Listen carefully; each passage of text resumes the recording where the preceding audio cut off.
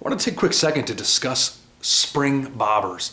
And you're probably going to think, okay, Matt, you're going to talk about what a spring bobber does. And you can see a fish bite and the thing pops down, or you see a fish bite and the thing pops up.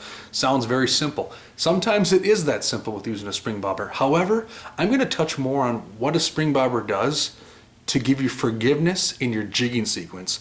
And what I mean by that is when you're jigging, running around hole hopping, you're excited, you might have gloves on, it might be cold out, but you're fishing oftentimes finicky bluegills, finicky crappies, perch, trout, even walleyes with your spring bobber setups.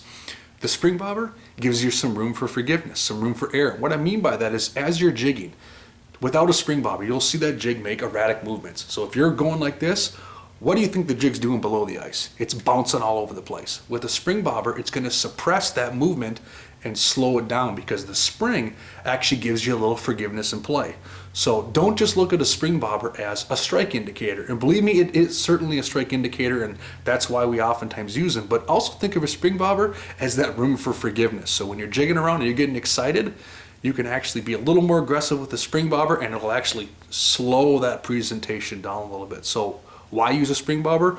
Like we said, strike indication, down bite, aggressive bite, up bite, more neutral, finicky bite, the ever popular elusive crappie will grab that bait and pull it up. But also think of a spring bobber as the opportunity to soften the blow, if you will, as you're hole hopping and jigging. So if you're ever using spring bobbers, I highly recommend it. Great tool to catch fish, to find fish, and you can hole hop with gloves on. And it's not a feel bite, it's a sight bite.